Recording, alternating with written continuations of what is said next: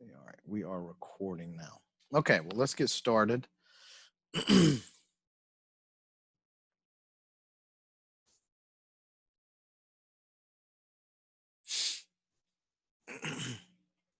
All right, here we go. Chapters 10 through 12. So it's going to be, I'm going to cover a good bit of material like I did last week, but it's not quite as wide ranging. It's a good bit of information, but it's not quite as wide ranging as last time.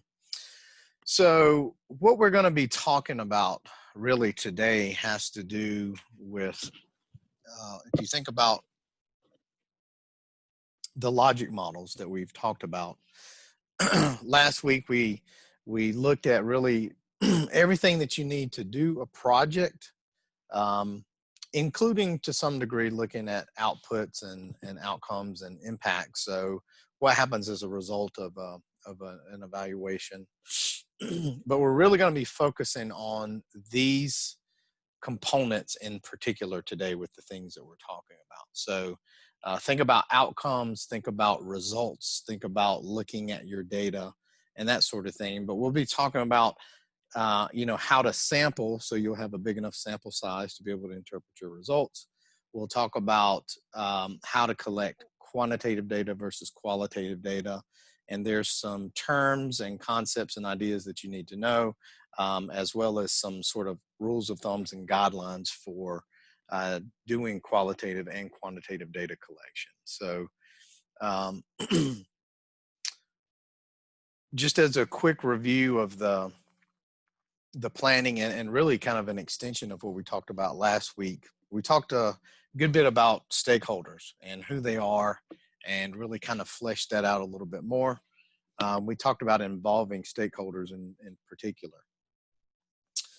Some of the other things that may happen early on in the formative phase of evaluation, which simply just means the early part of an evaluation, is that you might not only at that point in time, you would determine how you would collect data, like what kind of instruments would you use, what data sources would you use, et cetera.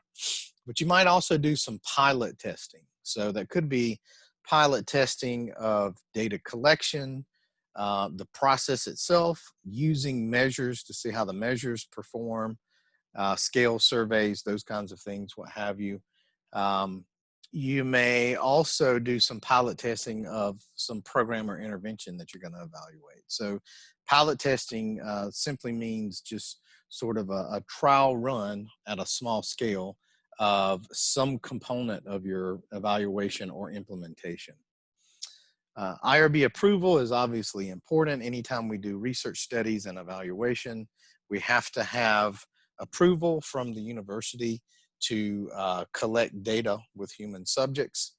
And probably a lot of you have done, let me see, let me change my view here so I can see.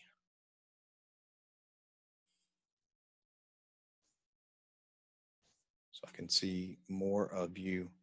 How many people, and you can use the little raise hand feature, how many people have completed IRB training at some point? Yep, there you go. Sam did the thumbs up. Yep, and several of you are holding thumbs up. Yep, there we go. So you probably did the CITI training. That's the most common one. And it's all about ethical research, how to do ethical research, and you have to understand how to do that. And you have to be credentialed and certified in that before you can participate as part of a research or evaluation team that is submitted to the institutional review board at your institution. So Clemson has an institutional review board. Prisma Health has their own. Some school districts like Greenville County here in South Carolina is a very large county, and they get called on all the time from literally all over the world, but definitely all over the United States for their students to participate in research studies. So they have their own IRB board just within the county themselves. So IRB is important. You have to have IRB approval before you can proceed with data collection. So you need to determine your timeline, when and where you're going to collect data, when will you be implementing, etc. You have to have an informed consent form. That would be part of the IRB documents that have to be approved. You got to figure out how you're going to record your data, how you're going to store your data and protect it so that people's privacy and confidentiality are not breached. What is your data collection process? What measures will you put in place to ensure quality assurance, quality control of your data collection, and also of your program or intervention implementation? And then, of course, you need to collect all of your data. So that might include some sort of follow-up after a baseline, right? So you may collect data before a program or intervention starts and then after. And of course, when we think about all things evaluation, there could be data that are collected all during the implementation phase, either as part of looking at impacts and outcomes or as part of an internal evaluation process that you have in place to make sure that things were running as it was supposed to. All right, let's start with the concept of reliability. And this is where I added some things just to really kind of zero you in on exactly how I want you to think about this. So we have first what's referred to as a repeated measures reliability. So this could be you have a group of people that you administer some data collection with, whether that be a survey or a behavioral psychosocial scale or whatever it is that you have, some other sort of validated measure. And you want to know how well their answers agree when they take it the first time and when they take it the second time. So as an applied example here, if we're interested in collecting information about people's knowledge or their attitudes, their beliefs, these sorts of things, and we collect that data at 2 points in time, but there's no intervention or program that happens in between, the idea is that their knowledge should not increase substantially or decrease substantially. Their level of self-efficacy, their general attitudes and beliefs about certain health-related things shouldn't change dramatically if you were to collect that data this week and then let's say again 3 weeks from now. And there's no program or intervention or anything that happens to them. This is what is referred to as repeated measures reliability. So that means that when you measure me this week, and then when you measure me again 3 weeks from now, I'm essentially going to give you the same answers. And conceptually, we know that that would be our expectation. Internal consistency reliability is something different.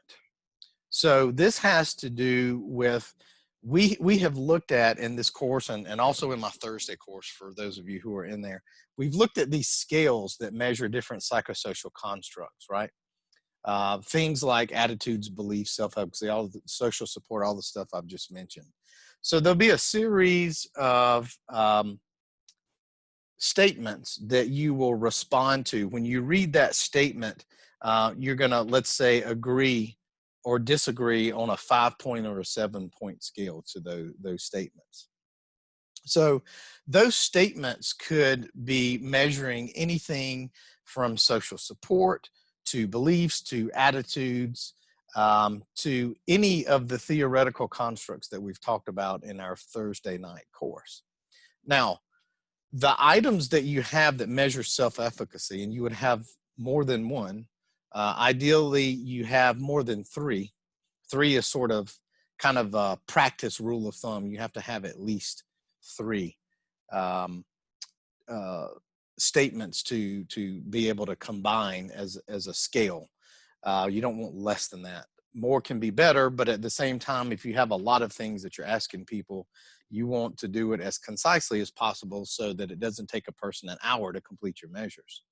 So the three items that are supposed to measure self-efficacy, when you put those into a statistical package, those items should correlate pretty well with one another because conceptually they're measuring the same thing. They're measuring self-efficacy.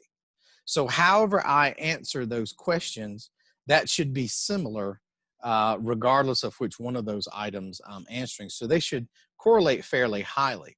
So self-efficacy, whatever I answer on any one of those items that you select, should not correlate with other constructs like social support, because self-efficacy and social support are two different things. Now, they may have some weak to moderate correlation with one another, but they should not correlate highly, relatively speaking.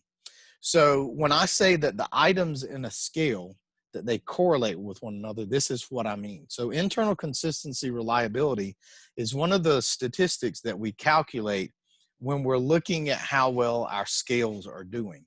And so this Chromebox Alpha tells us how well those items correlate with one another. If you all can give me just 1 second here. I got to get something out of the oven. So this is what happens when you teach from home. My wife's not home from work yet, and one of my children's food is in the oven, and I got to get it out or else it's going to burn. So hold tight.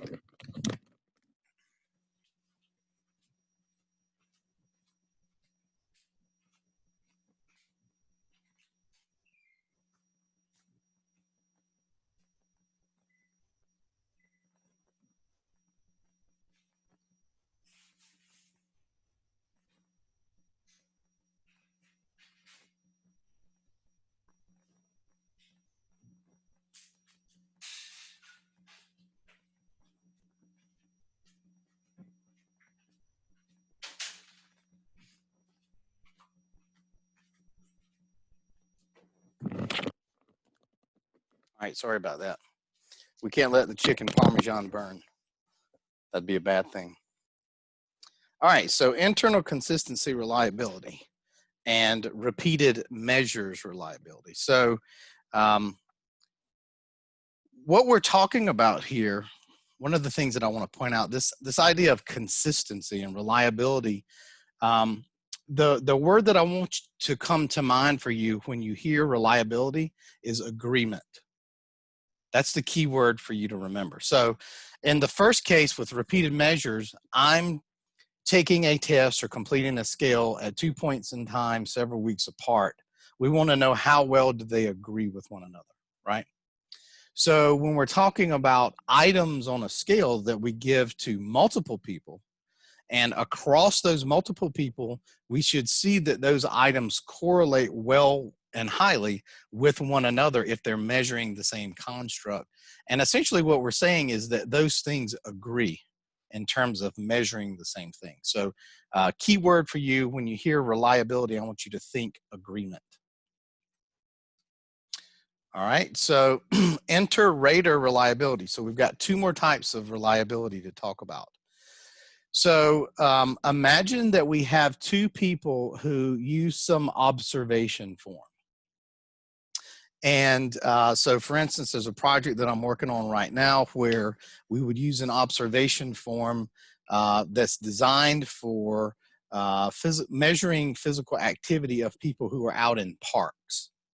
And so there's several things that you're supposed to observe and document as part of that process. And we would want to know, for instance, how well my observations agreed with someone else who was there at the same time and completed the same measure that I completed.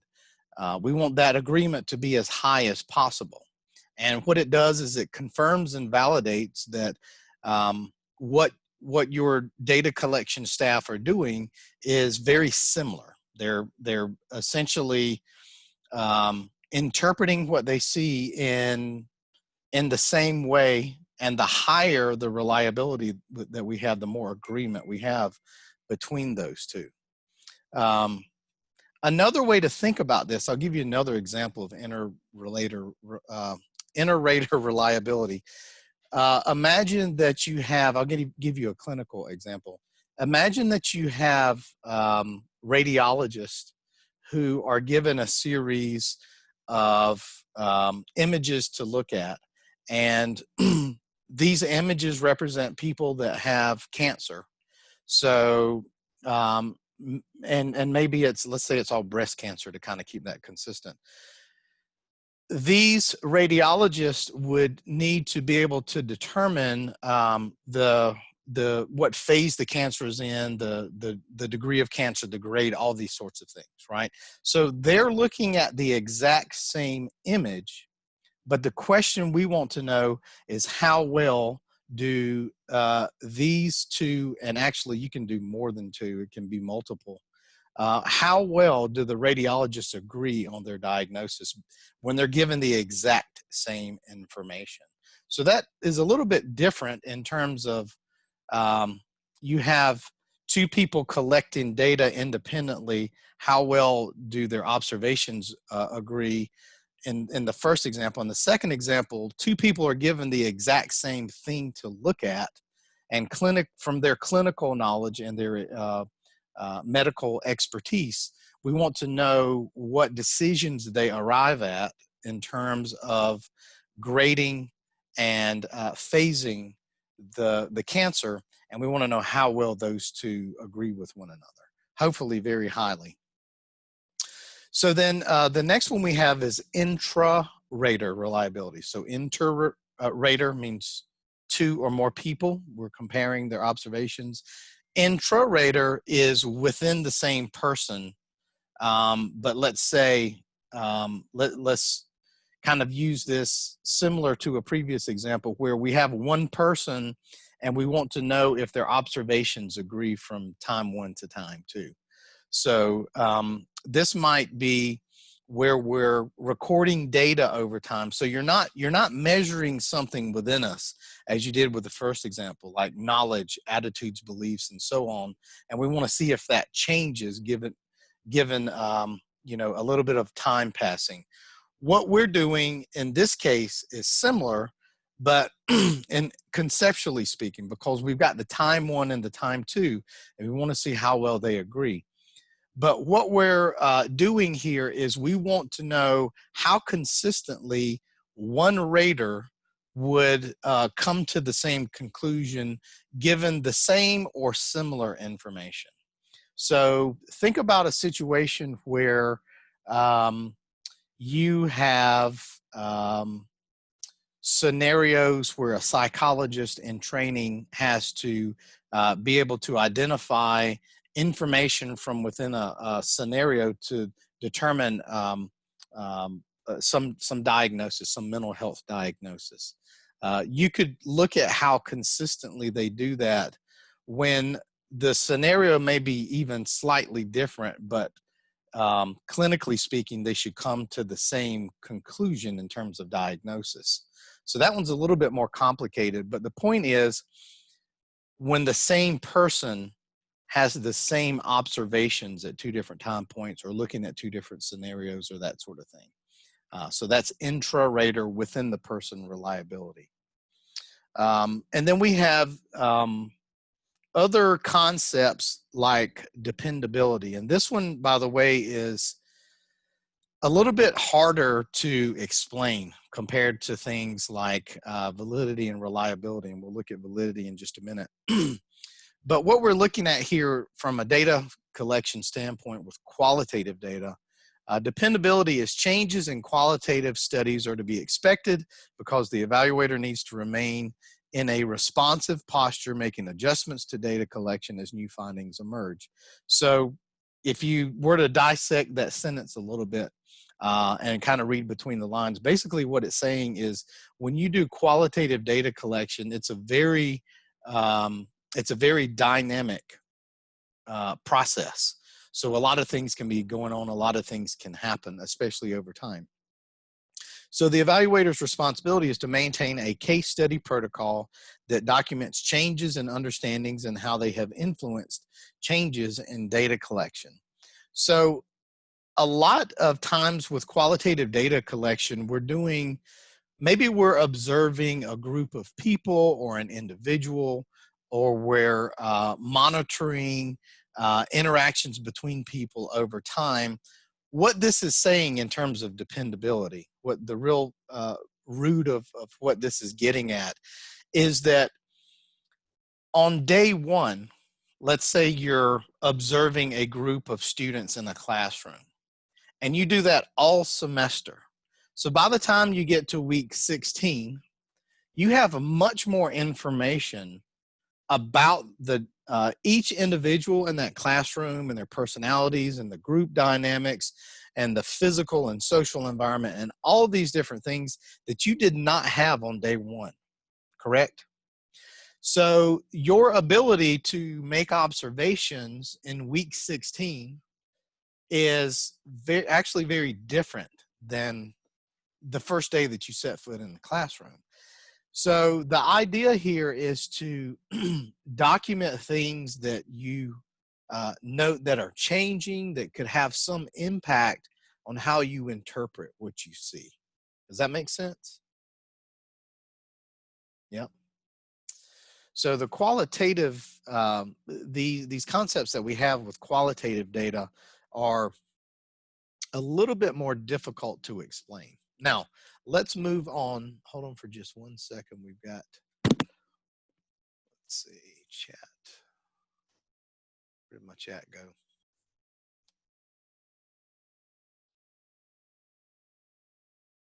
Would an example, inner rate or reliability?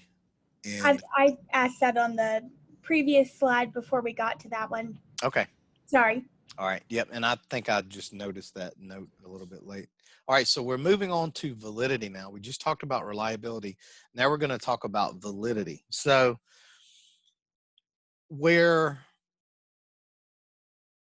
I can give you one word that I want you to know about reliability, which is agreement. That's the key thing that you need to know, because that's what reliability is all about. Agreement, either between my observations over time, so however many I have, and you're just comparing mine each time, or if we're comparing two different people or two different kinds of measures, that sort of thing. How well do different people agree? Do different measures agree? Um, um, and how well does a person do something consistently? That's reliability.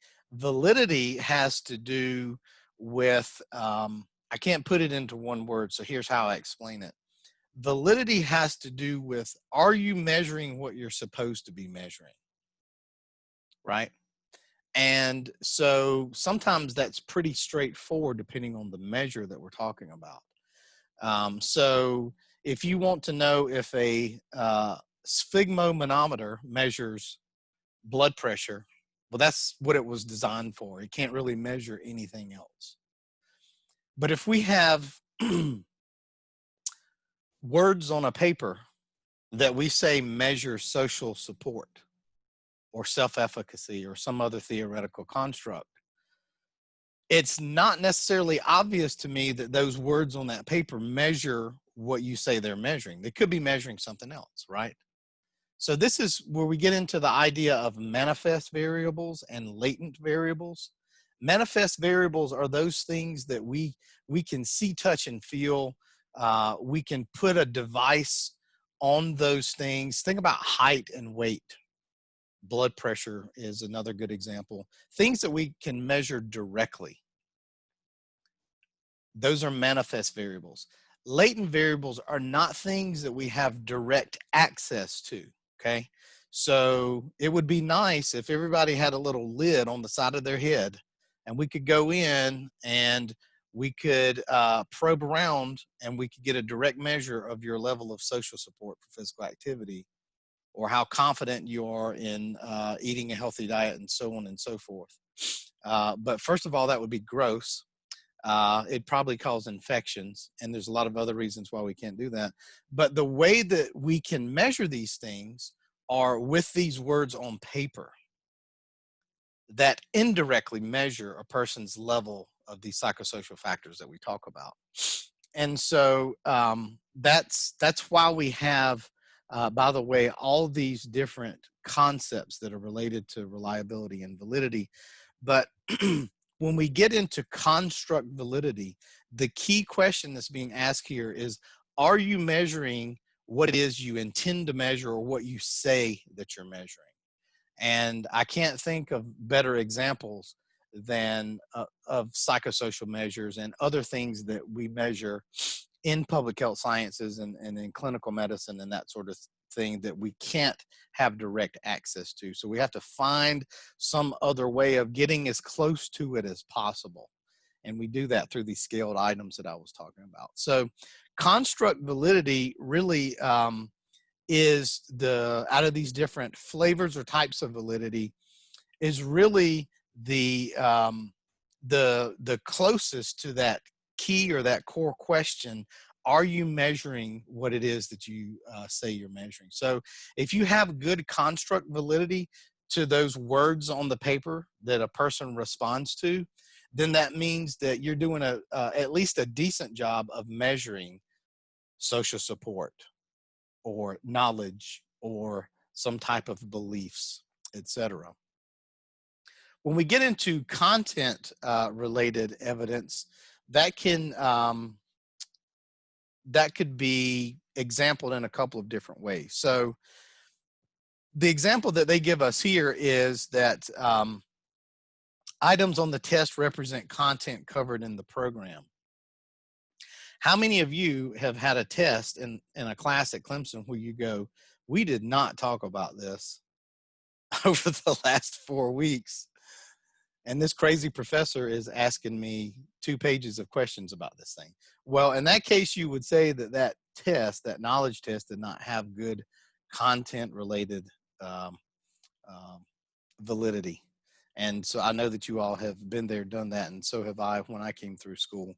But we could also think about just other ways of applying this idea and concept. That's a true measurement way of doing it, because they're supposed to be measuring your level of knowledge that you gained on the material that you supposedly covered, right? And so think about, in any given lecture that I have with you, or in anything that we've talked about over the course of the semester so far, and I ask you some just out in left field, off the wall question, and I want you to respond and participate in class, you would say that my question does not have good content related validity because it doesn't have anything to do with what we talked about today or what we have talked about in the course so far. So there's more than one way of applying these concepts in real application. So I'm going to try to give you more than one example whenever I can. All right, so getting back to a real kind of measurement way of thinking about things, criterion related validity. This would be where we have a good example of this, and sometimes people will confuse this with reliability, but it's not the same thing. So reliability has to do with agreement in terms of, I give you the same answers consistently, or 2 people come to the same conclusion based on some process that they're involved in. That's reliability, that's agreement.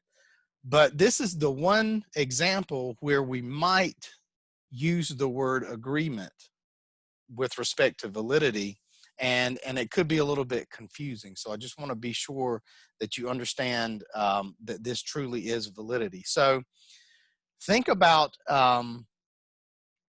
a new test that you have developed. So let's say there is a 50-item depression measure that's commonly used in clinical practice and is considered the gold standard. Like, this is the best thing that we can use in terms of a pencil paper instrument to determine whether or not someone has depression. Well, it may be that people don't have time to answer 50 questions. And whatever the motivation is, that's just one simple example. there may be a motivation to have a 5-item measure or a 10-item measure that would take a lot less time, could be done quickly. And a lot of times they call those screeners or quick measures, these kinds of things. So we develop a 5-item measure or 10-item measure, and we collect data with it. We also give the same people the gold standard measure. If the 5-item measure and the 10-item measure, the shorter measure is as good as the gold standard, then they should have really strong agreement with one another, correct?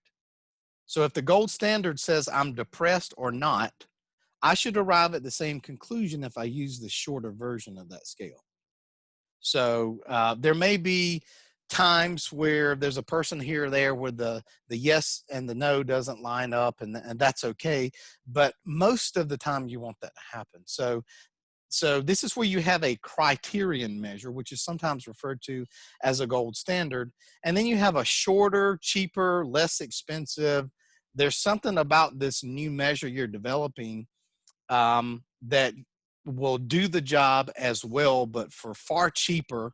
It's easier to use. There's any number of attributes about it that may make it appealing. And we just want to know, does it do a sufficient job relative to what we know is the gold standard? And so that relative to is this criterion measure that we have that's already established, that's widely accepted in practice, and so on and so forth. So we want to know if those measures agree, and we have to determine what level of agreement are we okay with, because it's not going to be 100% agreement. And so you have to think about what level of correlation or percent agreement are you okay with in that regard. Consequential evidence. This one's a little bit unusual, so let's read through this one in more detail here. Evaluators need to be aware of the consequences of using data, especially with regard to the potential to worsen inequities. For example, a test may be used to determine whether deaf people are mentally challenged and overlooks that they lack access to English as a spoken language or opportunities to learn content, and thus could be denied access to appropriate educational opportunities. So notice at the top of the slide, it says validity/credibility in data collection. This consequential evidence concept is really a matter of ethics.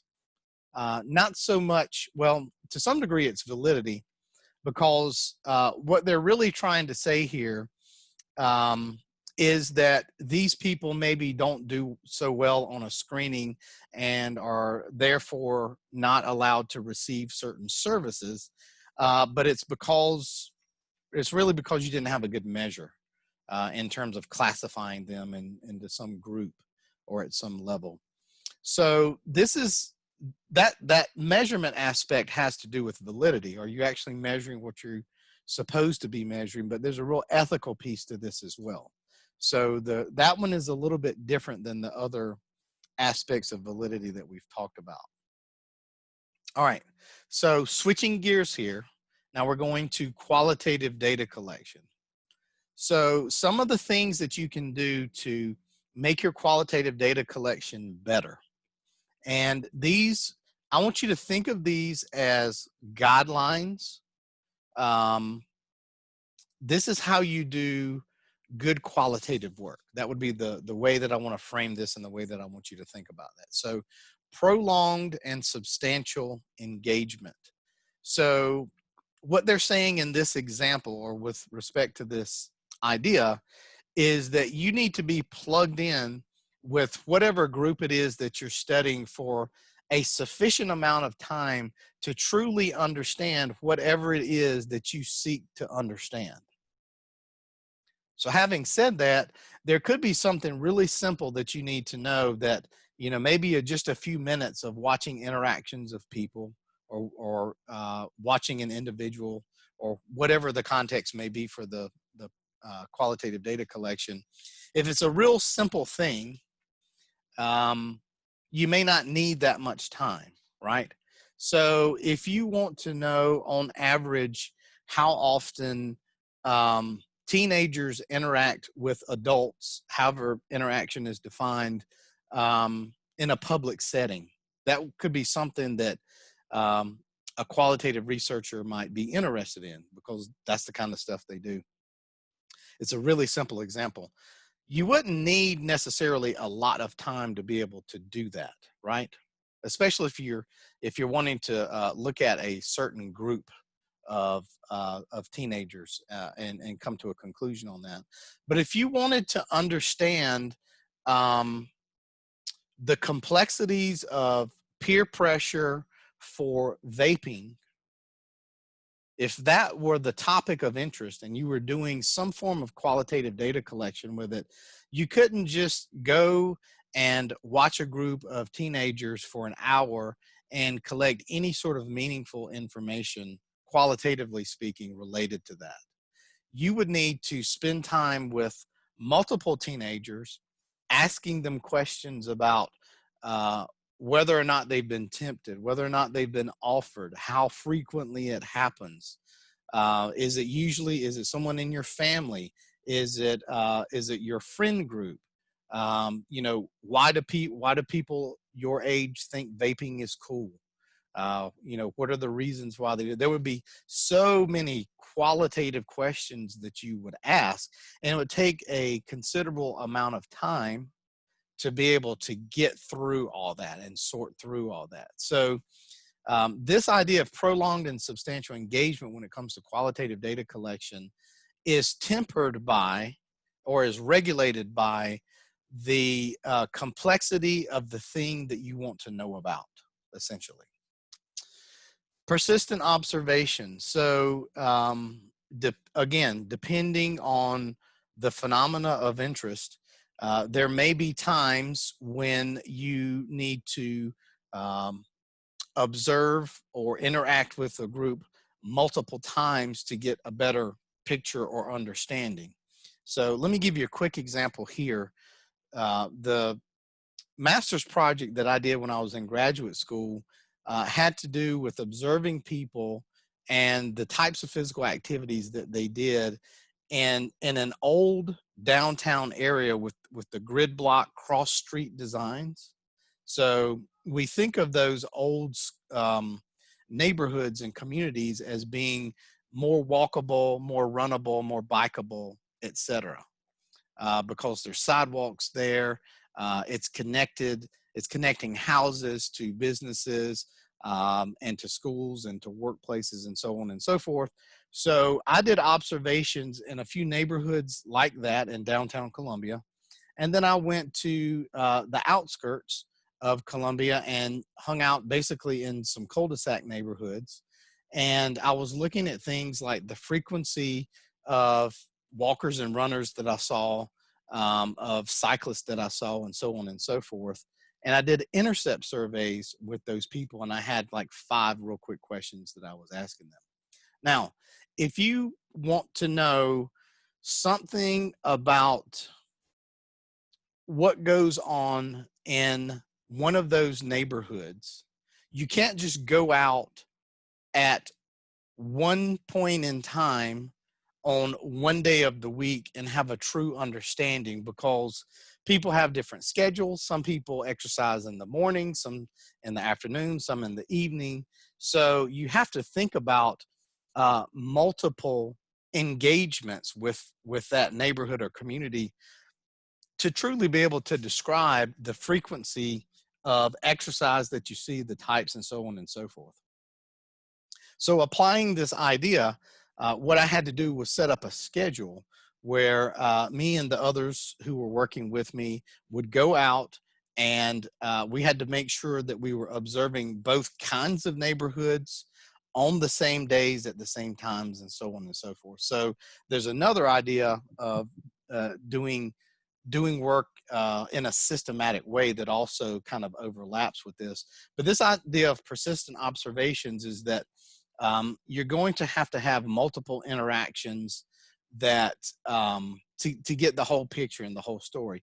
Notice how much that overlaps with this first idea that we just talked about, the prolonged and substantial engagement. But depending on the context, whether or not you're truly observing or interacting with people, these things take on different meanings. And so they're just ideas and concepts for you to think about.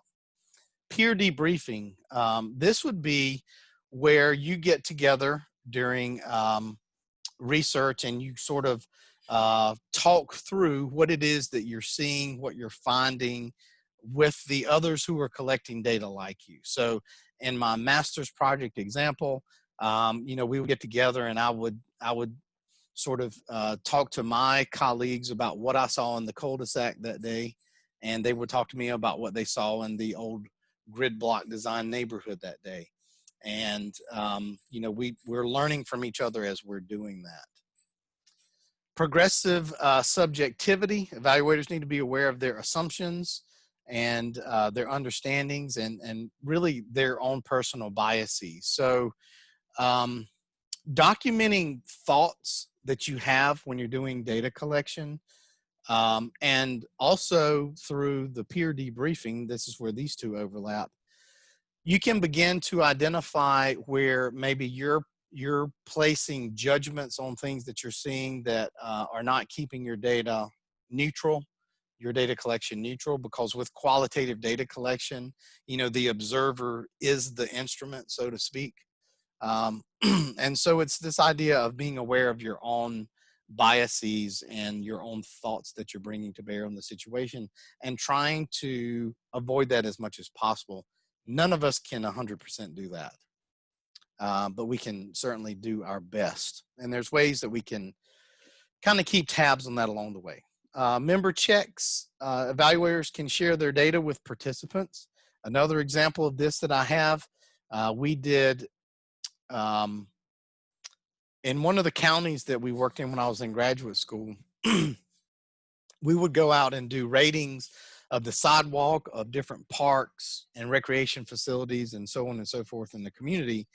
And one of the things that we did was when we were putting together the GIS maps of the sidewalks, there were no existing GIS data layers, by the way. So we had geographers who actually went out and mapped 90 plus miles of sidewalks in Sumter County, the old fashioned way. And they put those together, and a master's level researcher in geography broke those up into segments of different areas. And we took that data back to the community and we handed it out to people that lived in those areas. And we said, make sure that when you go along this street, and I say that there's a sidewalk on both sides of the road, that's true. Notice that this one has sidewalk on only one side of the road and it cuts off mid-block. Make sure that's accurate. This is an example of member checks. And so we take data that we've collected, share it back with the community that we're working with, and they can essentially, that's a way of validating information that we have. And then using multiple data sources. Sometimes in evaluation, you hear the term triangulation. So when we're observing people in the chaotic world and their chaotic lives, sometimes we need multiple measures of the same thing to be sure that they're all telling us the same story and that we're making the same conclusions. And so having multiple measures, triangulation implies that you have three, but you could have two ways of measuring things. You could have more than three, but it's just a term that kind of stuck. But the idea is that you have multiple ways of confirming whatever it is that you're trying to measure when it's something that's really hard to measure that we don't have a direct measure of. And so, you know, if we wanted to know about gang violence in neighborhoods and how that might affect physical activity, if we're going to measure gang violence, there's a number of indicators we could look at. We could look at, in each neighborhood, we could have a count of the number of gangs that are known to exist. We could look at things like building tags and how many buildings are tagged. That might be an indicator of gang activity. Actual arrests that are made in that neighborhood or community, if we can get arrest records.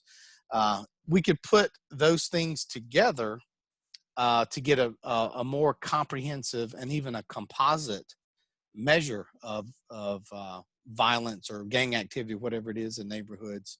And that could be an example of triangulation.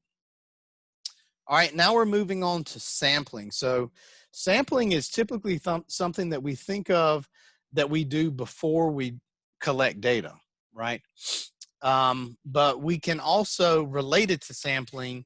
We're going to talk about power analysis, but sometimes we do power analysis after we've collected data so that we'll be able to say when we write up our evaluation or our research that we were sufficiently powered.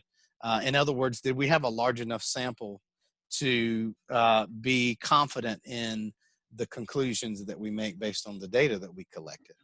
But we can do that up front and determine how many people we need to collect data with to have an adequate sample. Now,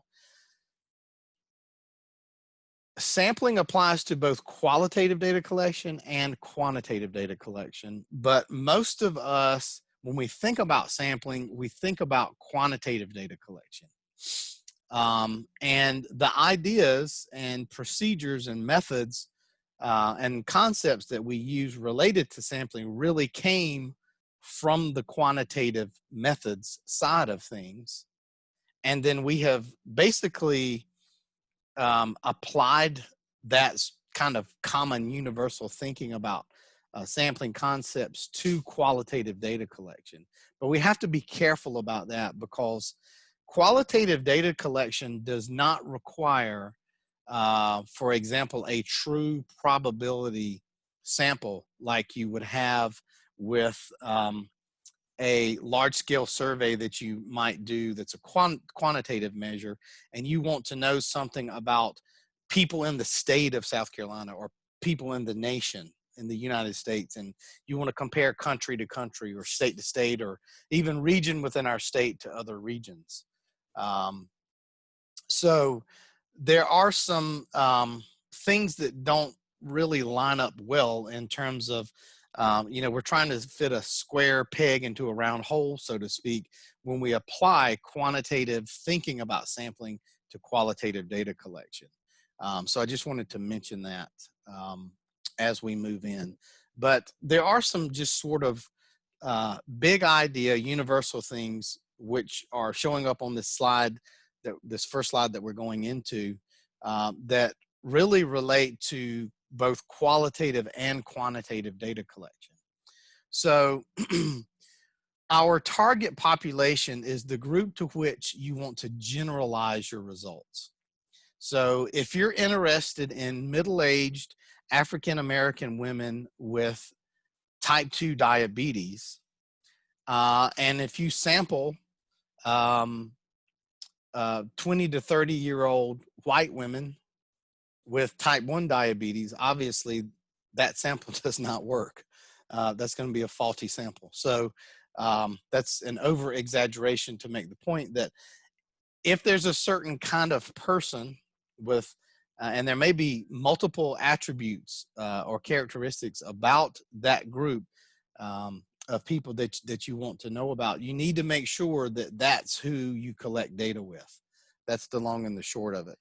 So the experimentally accessible population is, this is where reality sets in, right? So we've got our target population, and that's theoretical. We can't reach everybody even in our target population. We definitely can't reach the entire population of anybody with any number of attributes, okay? So the target population really represents that, the broader population that you're trying to generalize to. The experimentally accessible population is in reality the people that you can potentially access to collect data with. And technically speaking, we don't even know who that is. So there are people out there that we can collect data with that are theoretically within our experimentally accessible population, but we don't necessarily know their name and where they live, okay? So it's still an idea or concept. When we get into sampling frame, now we get into some real nuts and bolts, practical kind of stuff. A sampling frame is a list. It's an actual list of names that you can pull from that represent your experimentally accessible population, that also represents the target population you wish to collect data with. Now, the big question is, from that sampling frame, let's say you have, you're working with Prisma Health, and they can give you a list of all the people with type 2 diabetes that have some other attributes, maybe race, ethnicity, age group, what have you, comorbidities. So they're going to give you a sampling frame that you can pull from. Not every one of those people will be willing to allow you to collect data with them or to participate in your intervention or your program. So the sampling frame represents the people that we know exist, that we can get in touch with, but it still doesn't tell us who will actually participate. So there's another term that's not even on here, which is often referred to in a paper or write-up that you'll see as the analytic sample.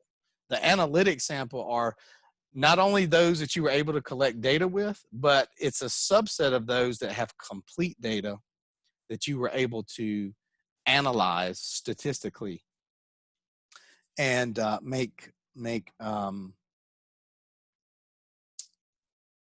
some interpretations about. So at the end of the day, the analytic sample is literally what you have, and it's the smallest subgroup from within your target population. So we just kind of did this funnel down thing as we walked through that. So considerations in sampling, we have to have informed consent. When you collect data with people, they need to know why you're collecting that data, what you're going to do with it, how you're going to safeguard their identity, and so on and so forth. Things you learn about in city training. There are special sampling considerations when you're working with children and minors. Obviously, you have to have parental permission to collect data with children. You can't just go in a school and collect data with children without the parents knowing about it. If you did that to me, I would want to strangle you probably. That would make me very angry. Plus, I'm a scientist, and I wouldn't like that very much. So not only what we do when we collect data with children and minors, we get permission from the school district, then we get permission from the principal, then we get basically parental consent that we can approach the child and invite them to participate in a study with us. There's one more level that's called child assent, A-S-S-E-N-T. Child assent is where you say, it's like a consent form, but basically it says, we've asked the school district, the principal, and your parent says it's okay. We're doing this study. Here's what it's all about. Here's how long it would take. You can choose to participate or not. What do you think? That's child assent. So they still have the choice, even with all those other check boxes that you've checked off, they still have the right to say no. Older people, you have to, be careful and make sure that there's a lot of fancy language in consent forms. And even when Clemson or Prisma or somewhere else says, this is the language that you have to have in a consent form, it's still usually 12th grade or higher in terms of level of reading. And as a general rule, we want any kind of information that if you know anything about health communication, you want your reading level to be as low as possible to make sure that people can understand. So older people you have to be careful with because they can have dementia. It could be hard for them to understand. People with mental illness, that one kind of goes without saying. Indigenous people, again, making sure that there may be some ideas and concepts that they can't understand, culturally speaking, because they've never seen or heard those things. And because of that, they can't truly give consent. Or you would have to take extra steps to be sure that they can give reliable consent. And then there's some other sampling considerations would just be any vulnerable population. So pregnant women, people who are in prison, um, people with mental illness. So you can't just go into a mental institution and start collecting data with people. Um, you know, they're not only are they sort of contained, like in some ways like prisoners and could be coerced, but you know for a fact that they have mental issues that may preclude them from being able to give true informed consent. And then there's the ideas of anonymity and confidentiality. So what do you have built into your sampling and data collection process where people's information, you can just have a list of people that you're going to try to sample that you haven't gotten informed consent from, that you haven't collected any data with. But if you leave your laptop in a restaurant somewhere and someone can access that list, their anonymity and confidentiality has been violated. Um, and you haven't even collected data with them yet. So quantitatively speaking, there is this idea of probability-based sampling strategies. And so what this means is there's a mathematical approach to collecting a good representative sample for your survey or whatever data that you're collecting. And there's a number of different ways that you can go about doing that depending on what it is that you want to study and who you want to study. So we're going to kind of walk through these. So simple random sampling. This is the most basic level of expressing the idea of probability-based sampling strategies. So simple random sampling means we just have a group of people, and let's say there's 100 people. And let's say that 50 people are going to complete your survey. You need 50 people from this 100 to complete your survey. How do you select those 50? Well, you can go, everybody do the 1, 2, 1, 2, 1, 2 thing, and all the ones are going to take my survey, and all the twos won't do it. But that's not a true probability-based sampling methodology. So there could be something about where the ones are standing that they're more likely to be chosen or not. And so we can go on and on about that kind of stuff. But the point is, if you have 100 people and you need, let's pick a smaller number. Let's say you need 20 people to complete your survey. How do you randomly pick those? Well, to have a true random selection of people, you have to meet the mathematical criteria that every person in that 100 has an equal opportunity to be chosen to be in the 20 who ultimately take it. And then that's the fundamental idea. And then there are a number of ways that you can go about doing that. So you can use computer programs, which of course is the way that we do things now, where you can randomly select people from a list out of that 100 and so on and so forth. But that's the big overarching idea. Another sampling strategy which does not work too well these days is the idea of random digit dialing. So it used to be that people would get telephone calls, national surveys would be done where people would answer a telephone, usually that had a cord attached to it that was hanging on a wall or was plugged in somewhere, an old-fashioned kind of phone.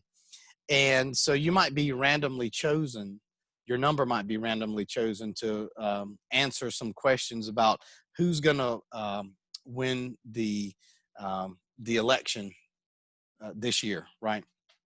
That kind of thing would be going on right now. And so because people have cell phones and other ways of communicating, this is not the best way of doing things, but it used to be a pretty good way of getting a representative sample from within a state, from within a county, from across the United States, what have you. But random digit dialing is not really something that we use too much anymore. Systematic sampling. Now we're getting into real methodology for how you might go about selecting. And so if you use a systematic sampling way of choosing 20 people out of that 100, let's say you have all their names in the list. So using the example that I was just using, you pick a random start, or there's tables that can help you figure out like where in this 100 do I start. And let's say I land on number 27.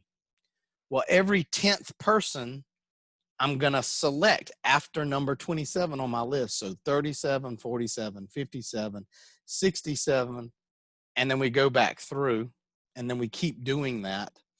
And then sometimes you need another random start because you can't hit those sevens again because you're sampling without replacement, which means that when you pull 27 and 37 and 47 out, you can't circle back around and pick them again, right? So you need either a bigger group, or you need your however many the nth number that you're choosing needs to be smaller so that you can get 20 out of that 100 without having to start the list entirely over. But that is systematic sampling, and it comes closer to this idea of a true probability sample. It's not perfect, but it comes closer to that, and it's an accepted technique. Things like that are not really used too much anymore, but can be done for small batches. If you're doing pilot work and you want to have some randomization, these are pretty simple things that you can do actually without a computer, and they're valid. Stratified sampling and is where you want to sample a certain number of people within different groups. So men and women, different race groups, different ethnic groups, different age groups, any number of ways that you can stratify or categorize people. That's what stratified sampling is all about. So you would have a target number of probably men and women, that would be equal. So you'd want to make sure that you had equal amount. You might have a different proportion in your sample that are white, African American, Asian, Pacific Islander, so on and so forth, Latino. If you want your sample to be proportionally equal to that representation in the state or in your county or in the United States. So stratified, that's a really good example of where stratified sampling can be useful, where you make sure that we need to make sure that we collect data with at least this many Asian respondents, or at least this many Latino Hispanic respondents, to make sure that we're representing that group for our state. And sometimes what happens is actually they'll call it overrepresentation or oversampling, where if you have a group, so if you think about in the upstate of South Carolina, there's far fewer African Americans than if you're in the coastal areas or the PD area. And so even in different places in the state of South Carolina, if you were going to do a survey in Oconee County, it is really high proportion of white. So you would want to make sure that you're getting representation from African Americans and Hispanics, et cetera, but you might oversample African Americans and Hispanics in the upstate because proportionately speaking, there's a much smaller proportion than white. So you want to be sure that you are have enough people from that group to truly represent their feelings and beliefs about some topic that you're surveying about. Cluster sampling. So cluster sampling would be groups of people. And so now where we have been talking about individuals as the sampling unit, now we got to switch gears and think about work sites, classrooms, maybe schools. So you could have classrooms within schools, you could have schools in a school district. That's the sampling unit. That's what's randomly chosen now, not the people that reside in there. So if your school gets chosen, for a national study, everybody in that school would do the survey. So everybody by default within that sampling unit would do the survey. Let's say the sampling unit are classrooms within a school.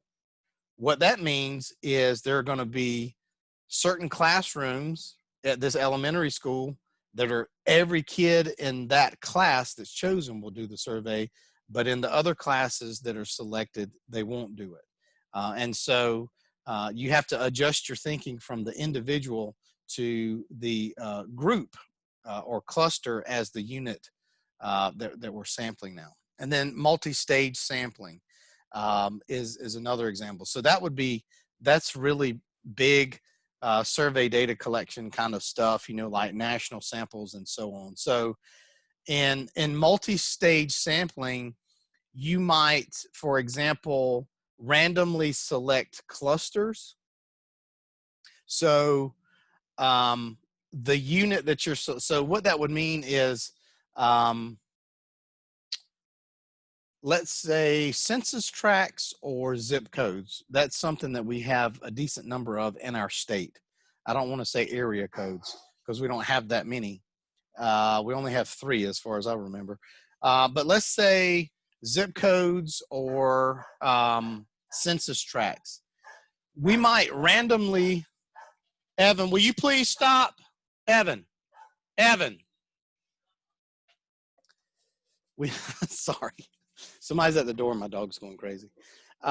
We might randomly select census tracts that we're going to collect data in, but within those census tracts, we then, in stage 2, randomly select individuals from that census tract to complete our survey. So that's different than the cluster sampling that I talked about. So with cluster sampling, if your school is chosen or if your classroom is chosen, everybody in that school or everybody in that classroom does the survey.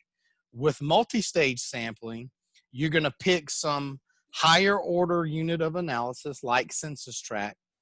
And then so not all census tracts will be chosen in the state, but within those that are chosen, we're going to randomly select people to complete our survey. So that's the difference. Not everybody in your census tract is doing the data collection compared to if your cluster was chosen in the cluster sampling. So there's all sorts of ways of doing sampling. This figure just highlights the fact that there's many different kinds of ways of doing this, and we'll go through some of these. So purposeful or theoretical sampling strategies. And by the way, a lot of these purposeful and theoretical sampling strategies, they can be used with quantitative data collection, but are more commonly used with qualitative data collection. So it can be either one, but more commonly used with qualitative. All the things that we just talked about back here, the probability-based sampling, that's all you're doing some kind of quantitative data collection. So extreme or deviant sampling, that's where you choose extreme or unusual cases, people with special characteristics. You really want to understand their perspective on something. And so you would, this kind of goes against everything that we've talked about so far. So with probability sampling, the idea is that every single person or every single sampling unit, because we know it could be schools or classrooms or workplaces, right? Each sampling unit has equal probability of being selected.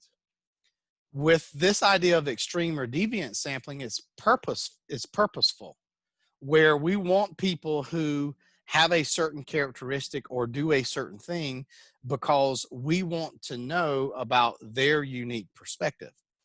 If we collected data with other people, it wouldn't answer our evaluation or research questions. And that's why we're purposefully seeking these people out. Intensity sampling, identify instances where the phenomena of interest is strongly represented. So again, a lot of these seem to some degree similar, but again, it's being very purposeful, and you see that more often than qualitative data collection. Maximum variation sampling. You want to choose individuals that represent maximum variations of whatever it is that you're studying. This is something that can apply in a qualitative setting, even within the constraints of, we want to know about the experiences of these kinds of people, which sounds like extreme or intensity sampling on the surface. But we also want to know within those people, we want to know the range of perspectives that people have. And so I'll give you a quick example of that. When I did qualitative data collection up in North Carolina before I came to Clemson, one of the studies that we did was in-depth interviews. It was qualitative data collection primarily with African American and white men, middle-aged men. And so we had urban and rural middle-aged white men. We had urban and rural African American men. And we wanted to collect enough data that we could not only determine differences between the two races, if any, but we wanted to know if there were differences between urban and rural whites, urban and rural African Americans, and also between those as well. So to make sure that we get maximum variation on fairly well-defined two specific groups that we're looking at collecting information about. And by the way, we wanted to know their knowledge, beliefs, and attitudes about cancer, cancer screening, and cancer treatment. That was the content that we were seeking. So we wanted to restrict our information from white and black middle-aged men that either lived in urban or rural areas, but we wanted to make sure that we got all perspectives within those, right? Another way to think about that would be if you're collecting, and this is a project I'm working on now, if you're collecting data, so we got a seed grant funded through Prisma Health where the bioengineering folks developed this hood device that basically goes over a patient's bed when they come into the ER or wherever they're placed during COVID. And the hood is supposed to protect the patient from exposing their germs to other patients and the clinicians working on them, but also to protect them. So the hood device is designed to protect everybody. Now you've got ER docs, you've got nurses, you've got respiratory therapists, you have other kinds of staff and clinicians, and we are going to collect qualitative data with all of them to get their different perspectives on how well this device works and if they think it really protects them. Is it more of a nuisance because it's even harder to hear the patient because you've got yet another barrier, as if, you know, this thing I'm wearing over my face is not hard enough, and so on and so forth. So we want maximum variation in understanding clinician and patient experiences with this device.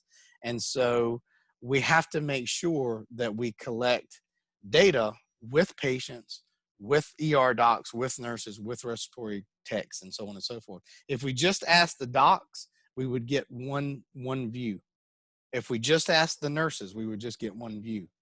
And we would leave out the patient and the respiratory therapist and so on. So you want maximum variation in who you sample and the degree to which you sample even within specified groups.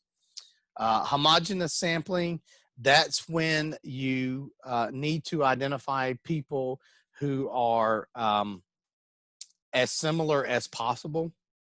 So think about a current situation might be,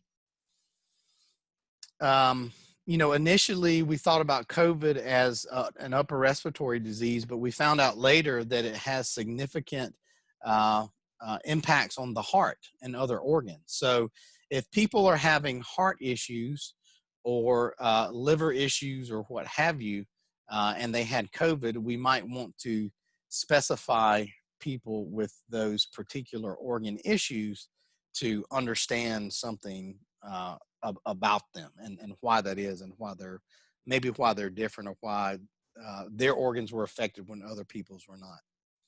Focus group sampling.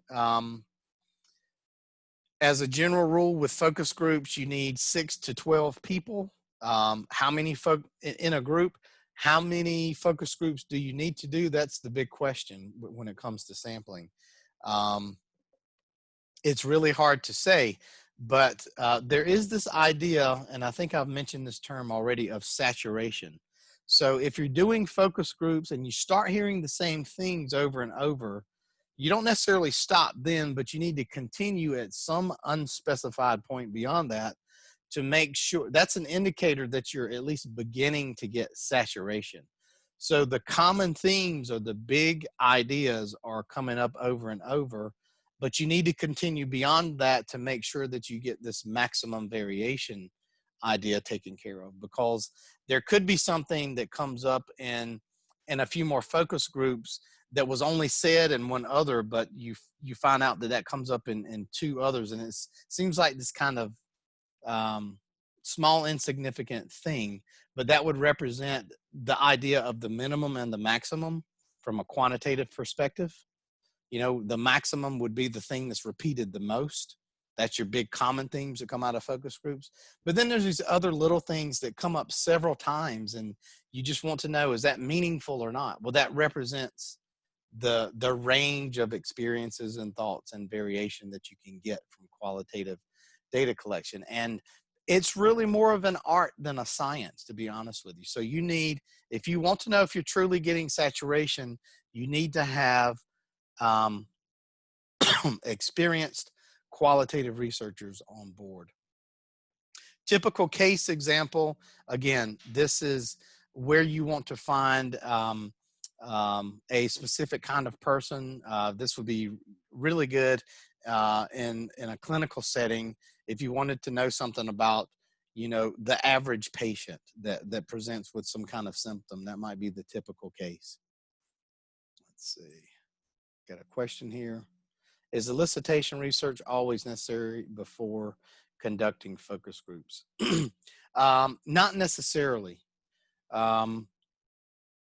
Elicitation research in its truest sense and its truest definition is done to represent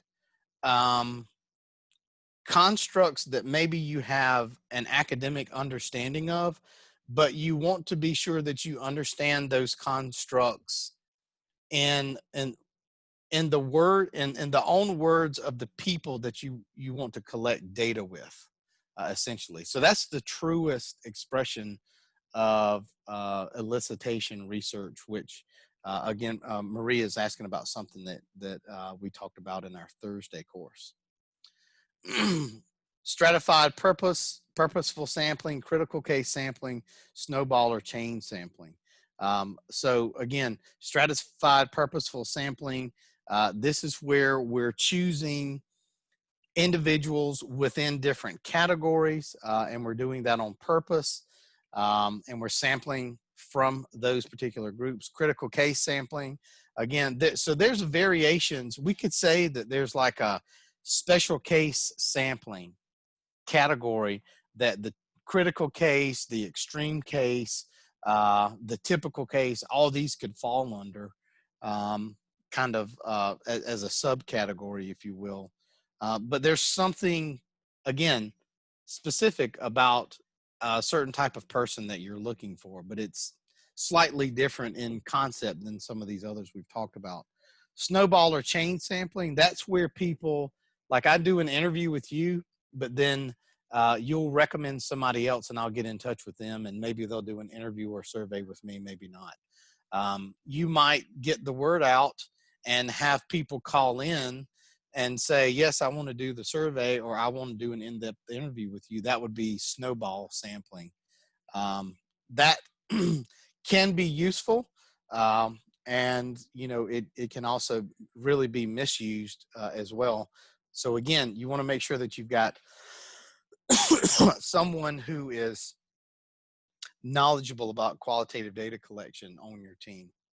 Criterion sample, there's certain characteristics that you want to look for. So the study that I mentioned up in North Carolina, we used criterion sampling. We wanted white men and black men. We wanted middle-aged white men and black men, and we wanted middle-aged white men and black men that lived in either an urban or a rural setting. So that is actually a combination of criterion sampling and stratified purposeful sampling. But it's really the criterion sampling is predominantly the strategy that was used there. Theory-based sampling, if an evaluation is focused on a theoretical construct, this is a kind of well, it's actually not a bad example. It's more of a school-based example or psychological example. If you want to sample people who are creative, how do you define creative, and how do you find those people so that you don't get people who aren't creative? So you want the artsy type, not the engineer type. I'm stereotyping here, and I probably shouldn't do that, but I think you understand my point. If I can connect this to our Thursday class, I would do it in this way. If you wanted to know people who were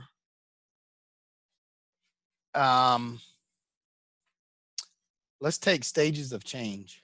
If you wanted to take people who were in the pre-contemplation stage, so they're not even thinking about being physically active, and you wanted to study those people, like, why don't you value physical activity? Why aren't you physically active? What would it take for you to at least consider, and so on and so forth. So if you want to get into the mind of those people, which would be the hardest to reach, that could be an example of theory-based sampling. So you're actually applying stages of change, which is theoretical in nature, and we're trying to focus in on that one particular group.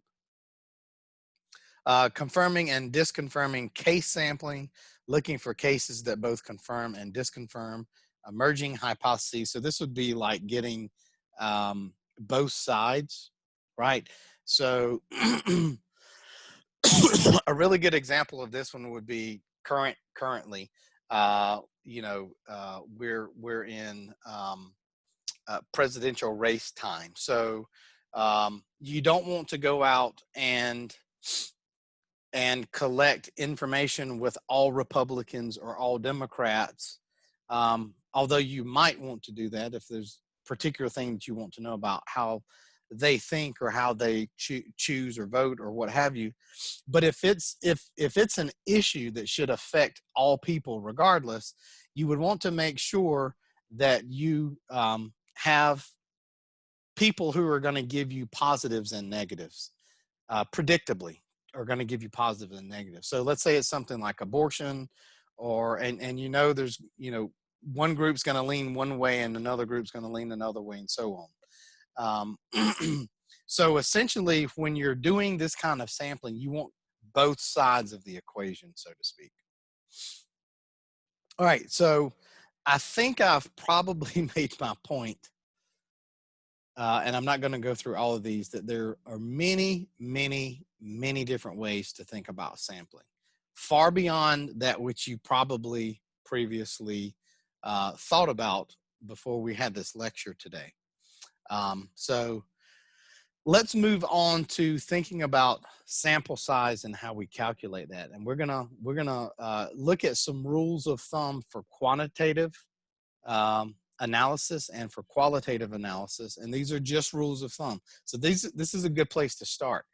But then from a quantitative example, I want to show you how we walk through coming up with a more precise number. So if you're doing correlations and you want to know if a couple of different factors or variables that you measure relate to one another positively or negatively, correlational research. As a general rule, most of the time we don't do one-tailed hypotheses. That's when you state that it's going to go in a certain direction or not. Most of the time we use two-tailed. But one of the things I can point out on this slide is that if you have a two-tailed test where you can either accept or reject the null hypothesis, essentially, you need more people to do that. So when you see 64 versus 82 here, it just means that typically we do two-tailed hypothesis testing, but you need a bigger sample to do that than if you had if you said, you know, that you're going to reject the hypothesis or not. With multiple regression, the general rule of thumb is that you need at least 15 observations per variable in your model. So there's usually one outcome or dependent variable, right? And so let's say that's body mass index. And so the predictors, the independent variables, you're going to have some number of those. It might be 3 or 4, it could be 15. So there's many, many different things that can predict body mass index. But you need information on maybe things like birth weight, current weight status, whether or not they have tried to diet to lose weight. You might have some psychosocial measures in the mix, looking at things like their physical activity, self-efficacy, their social support for eating healthy, so on and so forth. Each one of those is a variable. So you need at least 15 observations per variable. And usually you definitely need more than that, but that's kind of an accepted rule of thumb. Just like when I have said that if you have a scale that measures self-efficacy or social support or what have you, you need at least 3 items on that scale. That's a general rule of thumb. It doesn't necessarily mean you'll have a good scale if you have 3 items. Usually more is better. Survey research, 100 people for each major subgroup within your survey, 20 to 50 for each minor subgroup. Rules of thumb here. If you want to compare groups, you usually need over 50 participants per group if you have a one-tailed hypothesis test, 64 for two-tailed hypotheses.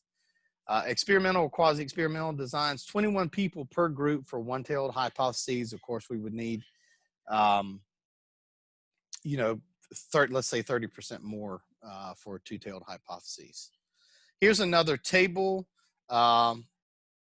So if you want,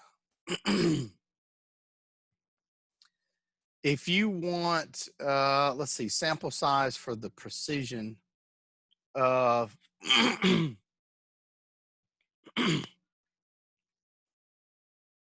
if you want to be within the error margin of 5%, 7%, 10%, this has to do with standard error, which is not like your alpha level of 0.05, but it's somewhat related.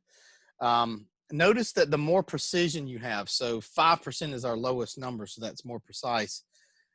You need a larger sample for increased precision.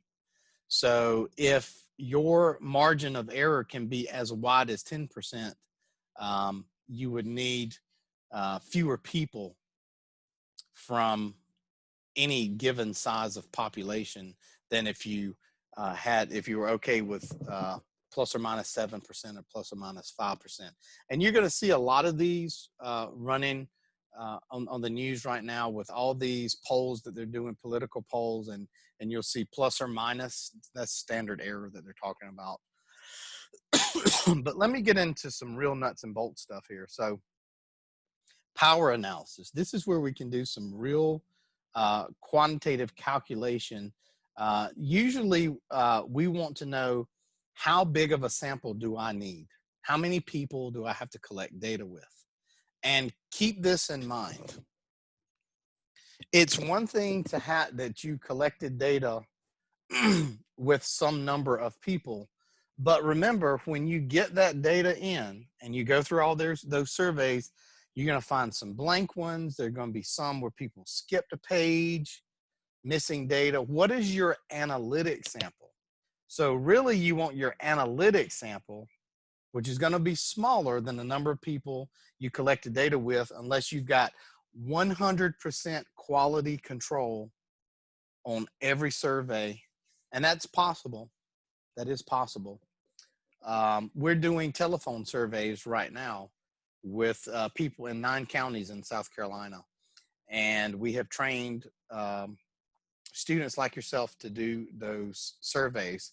And we can have 100% data collection with every individual that we talk to. Although there are certain things where they can choose to not tell you what's their annual household income, right? We wouldn't consider that missing. I mean, it's missing data, but we wouldn't throw that person out because of that. But you can't always have 100% data collection on all the critical things that you want.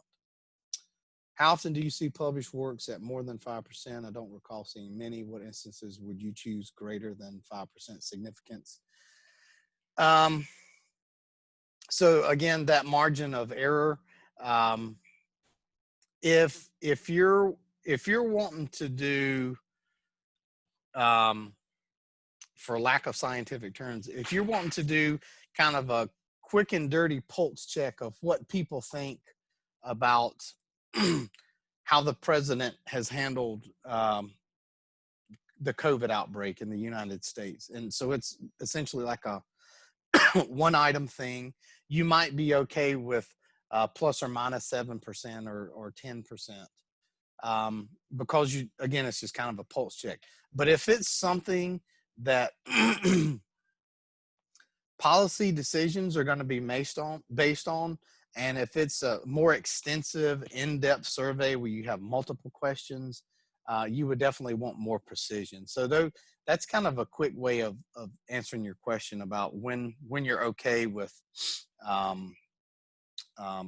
smaller error rate. Also in pilot work, you might be okay with a larger standard of error, just because you're in pilot work, you're not necessarily trying to determine the true effect size that your program or intervention will have on people. You're trying to get some understanding of that. And so you're okay with your standard error being wider, but you're also simultaneously evaluating the way in which you deliver, what's going to work and not work, and the timing of measurements and all those kinds of things. So you might, in pilot work, you might be a little more loose with that.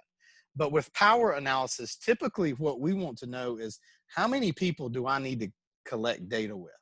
And there's 4 parameters that we need to know to be able to do a power analysis. One is effect size. One is sample size, which is usually what we want to know. The third is significance, and the fourth is statistical power. And so typically we know 3 of these. And if we know any of these 3, we can calculate the 4th.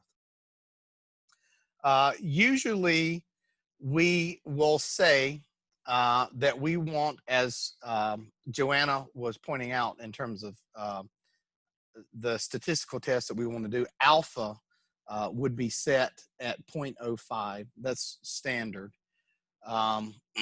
Statistical power, that's the probability of accepting of rejecting the null hypothesis. So you're accepting the alternative hypothesis if it's true. That is generally in the social and behavioral sciences, 80% or 0.8 is usually what we use there. You can modify that as you would like. If you know more about the phenomena of interest, you could dial that in higher or lower accordingly. But the things that we typically don't know is sample size, and that's usually what we need to calculate for. So we need these other 3. Sometimes we know effect size and sometimes we don't. So with effect size, and there's a number of ways that you can look at this. If you've done a pilot study and you have baseline and post-test data that you collected with 2 groups, one received your intervention and one didn't, and even if it's not powered, you just want to know, Like what's the average change, even in a pilot test? That may be the best that you have. You can use that information to calculate what we refer to as effect size. And effect size basically means if there's some change in the group that you did an intervention with, how big is that change?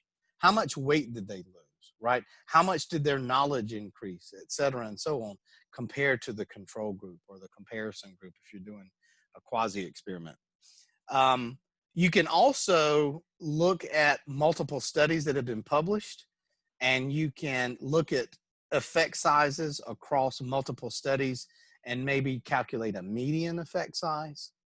So use that, that measure of central tendency as your effect size that you plug in the calculation. There's a number of different ways to do this, but sometimes you know and sometimes you don't. Worst case scenario, you don't know what your effect size is. And typically we have, and there's several different statistics that represent effect size, but if we use one, for example, like Cohen's D, anything that's 0.2 or below is going to be a weak to low effect size. Anything around 0.5 plus or minus is going to be a medium or moderate effect size, and anything 0.8 or greater is going to be a large effect size. So small, medium, large. If you don't know what your effect size is, you could just plug in medium and say, okay, I know significance. I'm going to set it at 0.05, power 0.8. Yeah, that's standard. How big of a sample do I need to be able to detect a large effect size or a small effect size? Anybody want to take a guess? Do you need more people to detect a small effect size? Or do you need more people to detect a large effect size? You need more people to detect a small effect size. Correct. And vice versa. So we're going to know that for sure. So we already know that if the published effect sizes are relatively small, we already know we're going to have to collect data with a bunch of people. I mean, that's pretty much, you know, go ahead and set yourself to, that's what you're going to have to do. But how big is that or how small? You know, when we really plug in these parameters, that's when we get to know. So these are the 4 things that you have to know. So this is just a screenshot that I took. This is like an online calculator, and it was called the T-Test End Power, or I don't know if that's the name of, that might be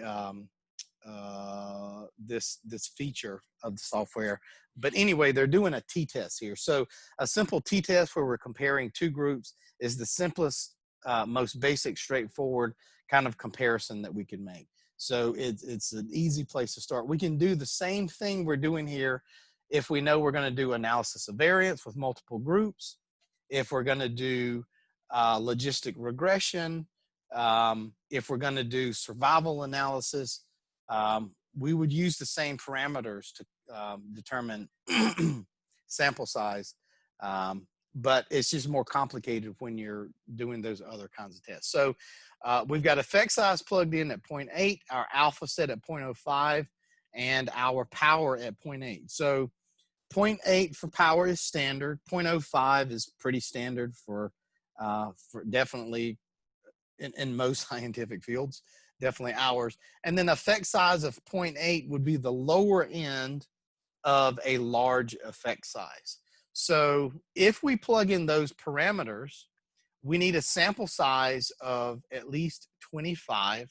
And the test doesn't know, by the way, are you trying to determine differences in people's level of knowledge, their level of some psychosocial factor, the amount of weight that could be lost? Anything is game here. All that matters is that we know there's a large effect size, and because of that, we have this relatively small sample size that we have to be able to have what we would refer to as a fully powered analysis. So a sufficient analysis. Now, if we do this before we collect data, That's referred to as a priori. So we're determining how many people we need to collect data with. Let's say we just have data available to us and it happens to be 30 people, and we run an analysis similar to what we wanted to do in this other example, and we do a post hoc power analysis. If we know that the effect size is truly large, then we would say we needed a sample size of at least 25 to be able to make good conclusions here, and our sample was 30. So, you would report that we're good, right? So you can do a post hoc power analysis as well. So it can be done upfront or after the fact. Now, what I want to show you is how, if you look at this array down here, down at the bottom where we've got the 0.2, the 0.5, and the 0.8. So we have a range of effect sizes. And a range of sample sizes as well underneath that. We're going to look at some probability or sample size distributions based on that range of effect sizes and on sample size. And Joanna, you have your hand raised. Yes. I was curious. So we have in our work early childcare project, and we did an ad hoc power analysis to determine our sample size that we were striving for.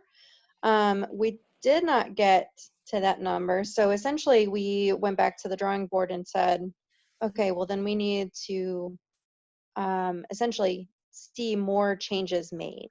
And this is in relation to a tool that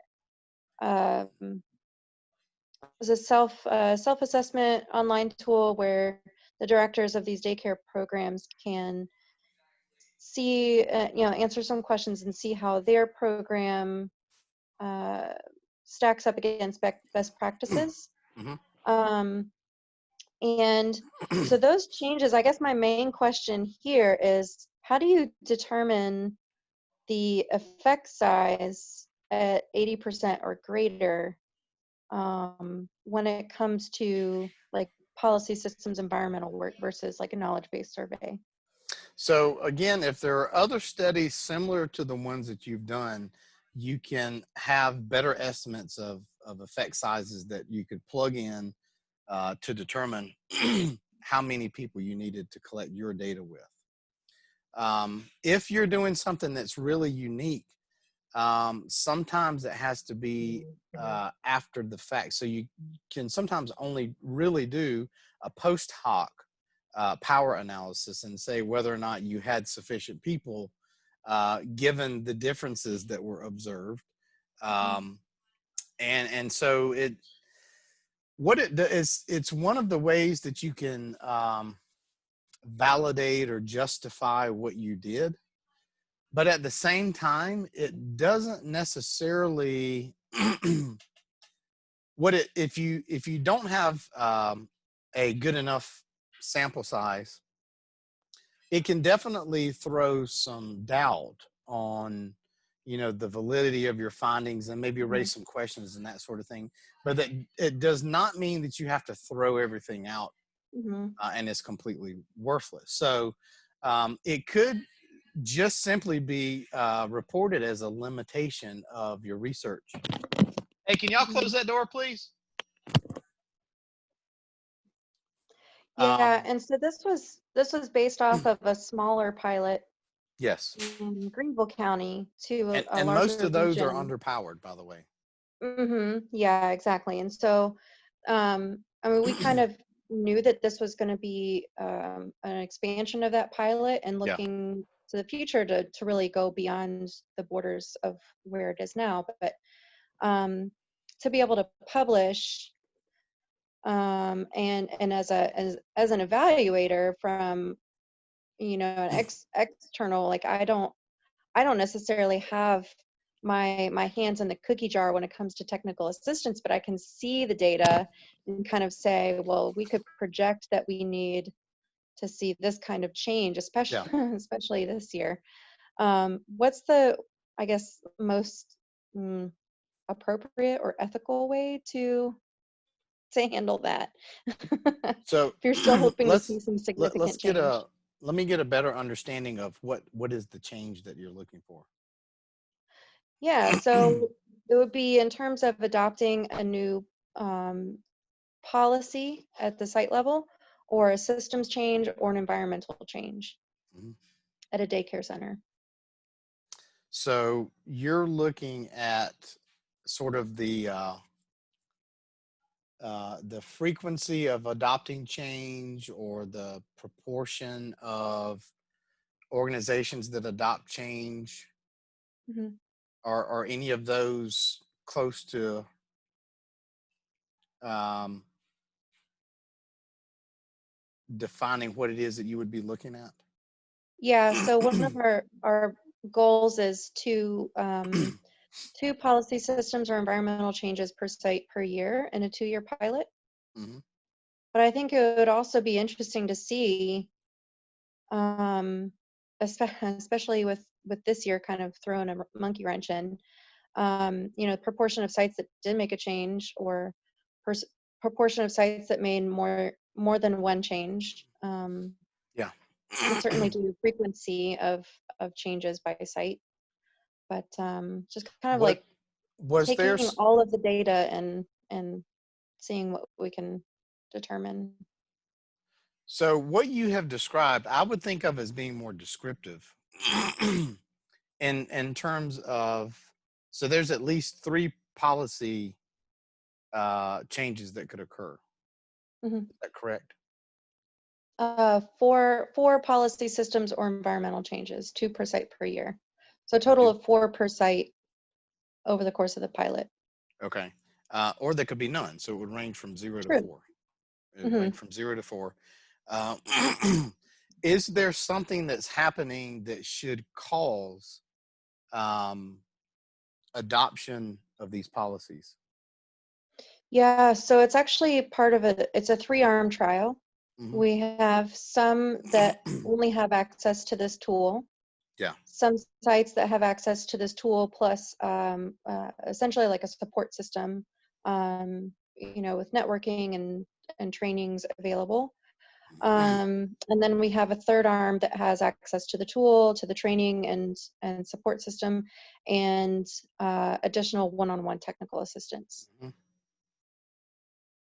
So this is kind of a special case Hmm. of power analysis where it's more categorical, which is a little bit more complicated because you're looking at combinations of a number of potential policy adoptions uh, across three different groups, and so you have it sounds like what was your first group again? Uh, Only access to this online self-assessment. Okay, and would that be sort of a standard thing, or would you consider Hmm. that an intervention? Yeah, that would be standard care. Okay, so there's really two sort of treatment situations, if you will, right? Hmm. With the other Hmm. two groups. Okay, so that one's a little bit more complicated because you would have to compare the two treatment groups to the standard, if you will, um, and there's this proportional thing that's going on, more of a categorical outcome when you look at it's not really a continuous outcome based on the Hmm. way I'm understanding it, at least. Hmm. Uh, and so I'd have to think about that one a little bit more to give you a good answer. Um, but Yeah, and we can. the effect in that case is, what does it take to um, increase the number of policy adaptations? So that's really the effect, that's harder to conceptualize than sort of a neater scale that we can think of as, pounds lost as a Hmm. example, right? That Hmm. it just conceptually it's intuitively easier to understand. Um, so that one's a little more complicated, and that would require some extra thinking on my part, Mhm. because I've never done a power calculation for that kind of context or outcome. But it would definitely. I'm thinking it might be based on like a chi-square or some other categorical analysis, Mhm. um, in terms of the statistical test that you would choose, and the whatever power software that you use. And there's a really good and pretty easy to use free power analysis software called G Star Power. So it's like G asterisk power, and it's a Mm. free download from the web, and you can calculate sample size based on any of these parameters that we've talked about, Mm. and for any kind of statistical test. So you can do it for a chi-square test, you can do it for survival analysis, logistic regression, and so on, even more complicated and fancier things. Cool. But the exam, so I didn't answer your question, unfortunately. But maybe we can circle back to that Yeah, sure. offline. But one of the things that I wanted to kind of lead up to, when we think about using these parameters to calculate our effect size, we can also look at varying effect size and varying sample size and get some idea of what that does to the number of observations or the sample size that we need to perform our work. So notice that the effect size of 0.8, which is going to be large, which is the gray line here. Notice how after you get up just over 40, maybe about 45 or so people, you kind of hit a point of diminishing returns, so to speak, and where that sort of flattens out. And so even if you had 100 people, it doesn't make that much difference. Then if you could do just as well, you could do just as good of work with 55. And so why go to the time and expense to collect 100 when you can do just fine with 55? With the medium effect size, notice how that's a slow ramp and kind of a slow flattening, so that more is still better. More gives you more power. And then definitely with the low effect size, you're definitely going to want to maximize. You're going to want the most possible, right?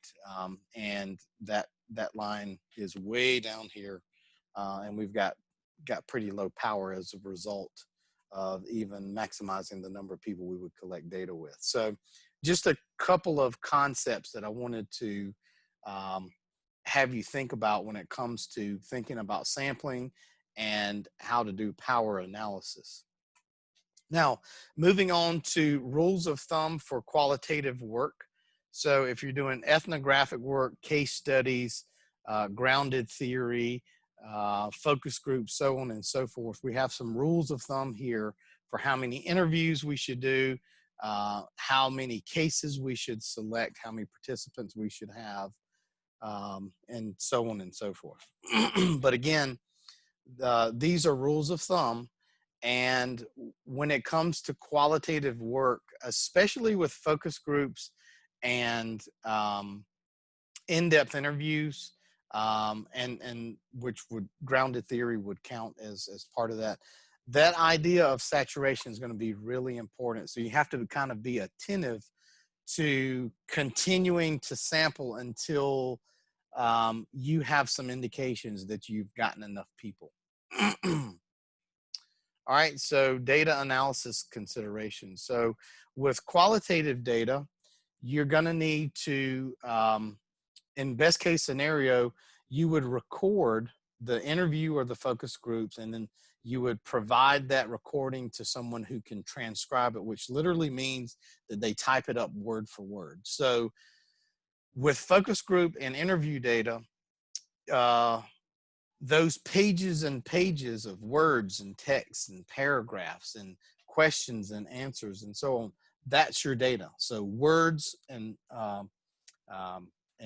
collections of sentences are, those that would equate to numbers that you see in a spreadsheet for a quantitative analogy.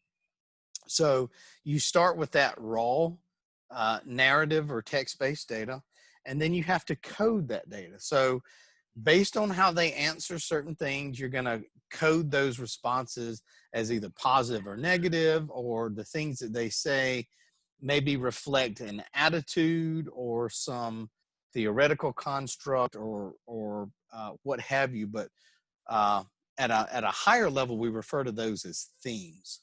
And so as those things come about in your coding, as you find yourself applying the same codes over and over, you're gonna be able to extract themes from the data. So what are the most common things that people say? What's the variation? This thing was mentioned a few times, but not even in every focus group. But then there's just one thing that's mentioned every single focus group and by multiple people. And that sort of thing. So these are themes, and you have to extract those. And then there's the question of the use of theory and whether or not you go into that with a theoretical framework or not. If you're using what's called a truly grounded theory approach or grounded approach, you come in with a completely blank slate, and you let what the people tell you define and determine ultimately the theory or the theoretical framework that you might place those themes into to use in terms of guiding your intervention development, the kinds of things that you do in your intervention, the kinds of data you collect for the evaluation, and so on. So the choice of statistics is dependent on a number of things. So what's your evaluation question? Do you want to describe something at a sort of a general level? Do you want to look at correlations, which would indicate that there's kind of a higher level of relationship documentation that you want to understand? But statistically speaking, correlational analysis is pretty far down the rung in terms of sophistication and that sort of thing. If you want to compare groups, that's another level. So we want to see how groups differ or are similar, and then we can go into more complicated things. What kind of groups do you have? Is it just one sample that you collect data from one point in time? Well, you're pretty much stuck with a descriptive analysis. Do you have one sample where you have at least 2 points in time of data collection? Well, maybe you could do something correlational. Do you have two groups that you have at least post-test data on, or that you maybe have a pre-test and a post-test, and now you can compare groups, and we go on and on and on.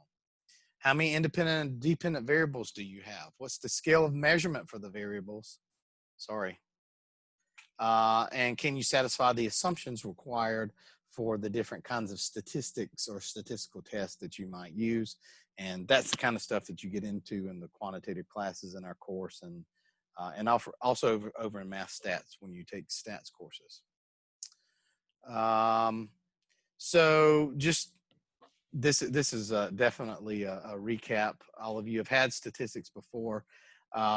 Measures of central tendency, mean, median, and mode. Measures of variability, the range, so highest and lowest, standard deviation, variance, and then how do we display table?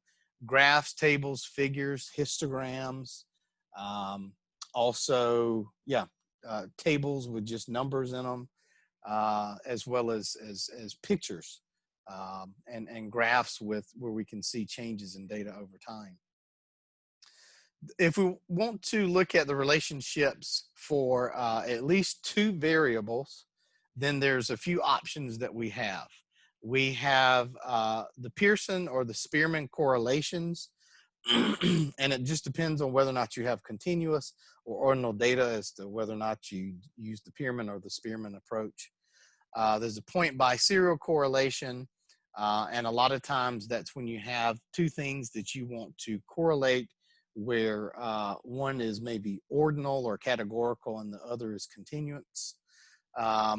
And then there's other things like ordinary least squares regression analysis that you can do that would be similar to or along the lines of logistic regression. So that's when you're calculating, you can calculate odds ratios and those sorts of things. So if you have more than two variables, you can get into multiple regression analysis. Discriminant analysis is where you can take things like multiple independent variables, and you can see how those things relate with multiple categorical outcomes. And so if I'm high or low on these 8 variables that we're using as predictors, then I might fall into one of 3 groups based on how across all of that. And so things like discriminant analysis and factor analysis, that's where we can look at finding clusters and patterns within our data, which is somewhat different than what we think about when we think about multiple regression and logistic regression, where we have a singular outcome or a singular understanding that we want to know about 2 or more groups. T-test is the simplest way to look at differences between groups if you have continuous data. If the data are not normally distributed, and the t-test is pretty robust to non-normal data, so you can use it almost all the time, but there are other tests that you can use, like the sign ranks test is sort of the non-parametric version of the t-test. And so this is where, remember, we said one of the things you have to think about is, can you satisfy the assumptions required for using a certain statistical test? One of the assumptions for a t-test is that it's normally distributed data. If it's not normally distributed, which means it's skewed left or skewed right, then you might need to use a non-parametric test, which is essentially the same thing as a t-test, but you use it with non-normal data. For the most part, you almost always come out with the same kind of findings, but that's really only true for the t-test. When you get into things like analysis of variance and other kinds of tests where that assumption of normally distributed data is super important, then you have to go to the non-parametric version. So what you need to know about these few slides here is that based on how many variables you have, how many comparisons you want to make, whether or not your data are continuous or ordinal or nominal or interval data, whether or not you're looking at categorical outcomes versus continuous outcomes, etc. All those things come together and begin to limit the options that you have for statistical analysis. So it's pretty, it's not that hard to figure out what kinds of analysis you can do given that information that I just went through. So do you have one group or multiple groups? Are you comparing, or do you want to make comparisons? Do you want to correlate? Is your data normally distributed or not, et cetera, and so on? When you answer those questions, it begins to really narrow in your choices for what you can do with that data. So this continues. Let's see. And then ultimately, I wanted to get to this slide, which we looked at. We got a preview of something like this last week. We actually looked at something like this, which is a statistical decision tree. So when you answered questions about how many, if you have an independent sample versus if you have a one group dependent sample, or if you have two or more independent samples, that kind of information, whether or not your data are continuous or categorical, et cetera, that's gonna, if you go through these algorithms, it's gonna tell you exactly what statistical tests you need to do. So this is a really good reference for those that are doing thesis work and dissertation work to, you know, kind of hone in on that. And this is just another example. It's just another statistical decision tree. But I want, so it's basically the same thing presented in a different way. But I want to back up to this slide right here, because what this is not a statistical decision tree. This is basically an algorithm or decision tree, if you want to call it that, that will tell you the best way to summarize or present the data that you have. So if your scale of measurement is interval or ratio, then a histogram or a line graph is going to work. If your scale of measurement is nominal or ordinal, then a bar graph is going to work. And so ordinal just means that there's different levels. Nominal would mean that you've got like male and female. So you're comparing people in your sample with two different characteristics that are not overlapping. So they're in two different categories. And then we could also do just frequency distribution tables, of course. If you want to summarize an entire distribution, if you're interested in central tendency, you follow this line over here, and you're either going to calculate means, medians, or modes. So if you don't have a skewed distribution, you can use the mean as the central measure. If it is not normally distributed, you would want to use the median as the measure of central tendency. So what you'll see, by the way, when you do the non-parametric version of the t-test is instead of reporting a mean and standard deviation, you would actually report a median and sometimes like a minimum and maximum value. And so the summary statistic that you're presenting is going to represent whether or not you have normal or non-normal data.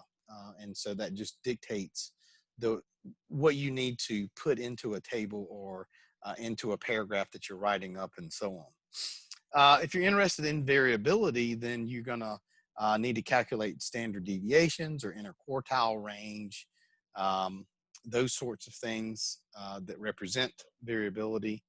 If you're interested in single scores or how someone's mean or their average on a continuous variable relates to the rest of the group, then a z-score is what would be calculated. If you're interested, for instance, in how a single person's score or measure relates to other people like them, so you know, body mass index is a really good example here. We can get a percentile ranking. So what that means is what is my body mass index relative to other, and this really works more with kids than it does adults, but let's take my son, for instance. His body mass index relative to other boys his age. You can put that, express that as a percentile ranking. So is he somewhere around average? Is he below average, above average, et cetera? And so we get some meaningful understanding just based on that alone. And we've not even done a statistical test. So this is all about how you summarize your data and present your data, probably for your table 1 when you're describing your sample. But sometimes these things show up when you do statistical tests too. So even once we get beyond describing the sample and we get into comparing means between two groups, you're going to say what the mean score or value is for group 1 and for group 2, and you're going to add a standard deviation to that. so that we can compare those two numbers. And then we get the t-test that actually calculates a p-value for us that will tell us whether or not that's statistically significant or not. But we need that mean and standard deviation to be able to understand the degree to which those two groups differ at post-test. So hopefully they're not statistically different at baseline. May not be the exact same number, but not different. And then as the result of your really, really awesome program, you're going to see more weight loss in the weight loss group versus the control group, or whatever it is that you're doing in your program. And so that basic summary of that descriptive measure helps us to, helps us to understand the statistics that we've calculated. And that is about the extent of my voice and the extent of my lecture for tonight. Any questions or comments as we wrap up here?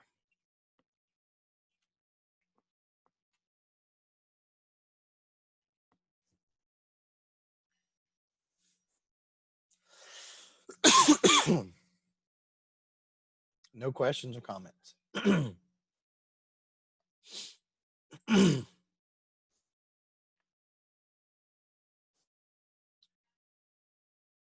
All right, so Joanna has a special project for me, I guess. We're going to be looking at power analysis for her colleagues, probably somewhere down the line. All right, everybody. See you this time next week. Take care. Thank you.